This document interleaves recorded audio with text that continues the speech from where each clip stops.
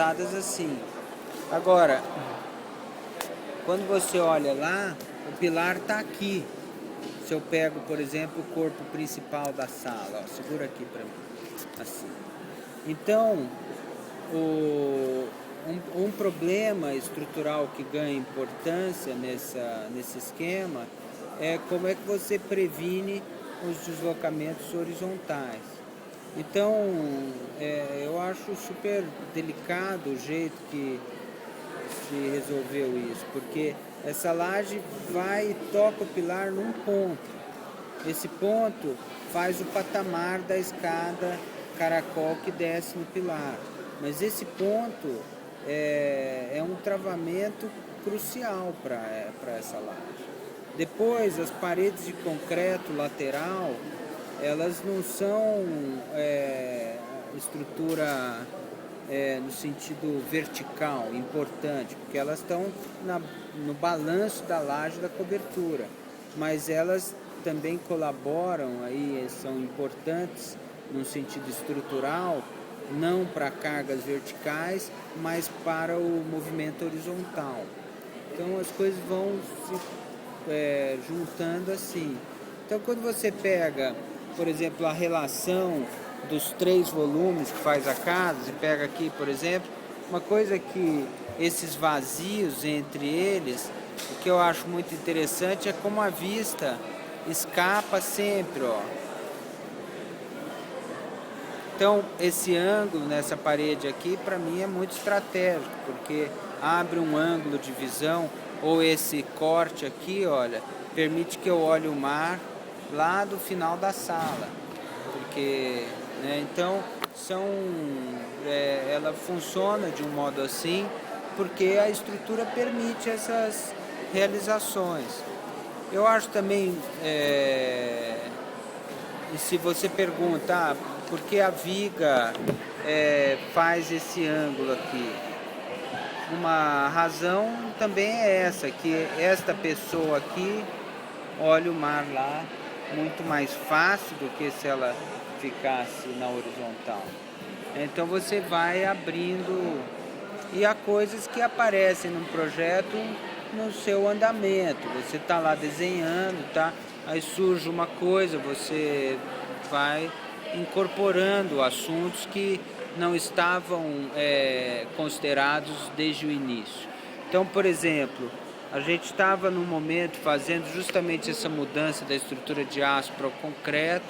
Um dia o proprietário me ligou falando que tinha pensado que seria legal ter uma piscina. Mas a piscina, se a gente colocasse a piscina no chão, não ia bater sol um dia ali, porque está todo embaixo das árvores. E aí a gente falou, bom, vamos pôr a piscina lá em cima, mas lá em cima a casa é toda pendurada, então o lugar para pôr essa piscina é em cima da coluna, que é um pouco estranho que você fala para uma piscina, fazer como um cálice, mas na verdade é a situação mais corriqueira para a gente, para uma caixa d'água. Então se eu falar piscina na cobertura é estranho, mas se eu falar vamos nadar na caixa d'água, então tá tudo bem, você faz lá. Então, e essa piscina, naquela circunstância, ela estava com a viga mais carregada, não diria a viga principal, mas é a viga mais carregada, porque é a viga que transporta a carga das 2 vigas longitudinais para essa coluna central que está no eixo da piscina. Justamente no meio da posição da piscina. Você podia fazer a piscina para um lado, para o outro, podia ter a viga no meio, mas falando com o Ibsen, perguntei se seria possível partir a viga em 2 e faz uma viga como um V, que aliás é aqui a cobertura da FAO. Essa viga em V a gente mora embaixo, né? É uma coisa também que a gente devia achar normal. Então é isso, esse teto, podia dizer, é um pedaço aqui dessa viga aqui da FAO. Então, mas ela tá assim, essas vigas são super carregadas. E que a piscina, então, não é carga nenhuma, se eu comparo com o que tem na viga. E na verdade a viga está tão armada como tinha que estar, é uma vantagem para fazer piscina, é uma garantia para piscina. Mas então são coisas assim, né? Então tem situações, por exemplo, o corpo da casa junto ao mar,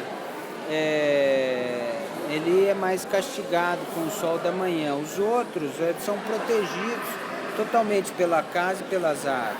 Mas essa casa tinha um programa, saindo um pouco da coisa da estrutura, mas eu acho que tem a ver com o conjunto.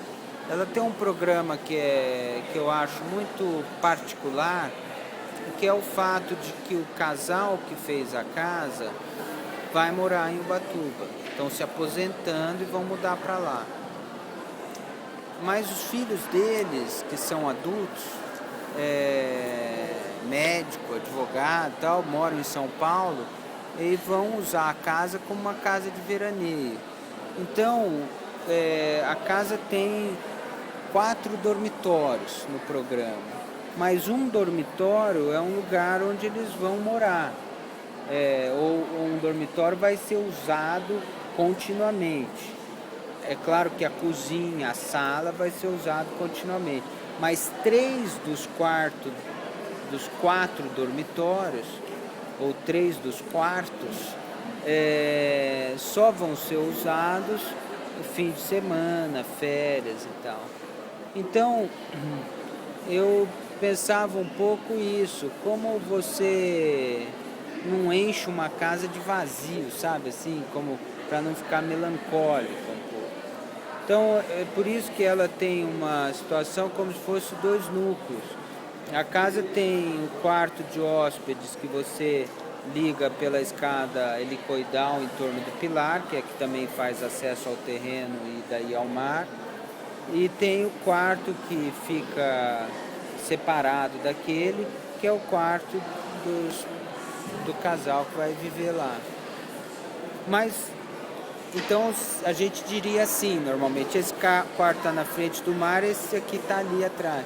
Mas não é assim que funciona, porque a gente teve a preocupação de fazer esse conjunto de dormitórios aqui no bloco atrás do primeiro, com uma diferença de nível entre o piso e o fundo da laje do primeiro bloco de 1,60 m. Então, quando você está aqui nesses dormitórios, você está também tão frente para o mar quanto quando você está no primeiro. Mas é uma diferença de nível que não é outro andar. Não daria para estar um embaixo do outro e coisa assim. Então são relações que você precisa uma atenção para ler e tal. O canteiro que eu digo são plataformas para trabalho. Foram feitas muitas coisas. A primeira laje não funcionou como plataforma de trabalho para outros serviços. Só quando a estrutura estava completamente pronta, que foi quando tirou as escoras, que aquilo tudo passou a funcionar como um lugar que era de apoio para o trabalho, plataforma para o trabalho, como um canteiro de obra. Mas antes disso, o canteiro ficou armado ali junto da rua, tinha o escritório de obras e tinha um lugar mínimo para depósito de material, mas muito exíguo, né? Porque essa estrutura, embora moldada em loco, ela é altamente industrializada.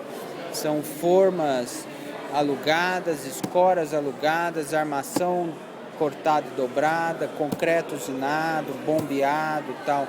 É super industrializado. Então não tem muita coisa que você tenha que acumular.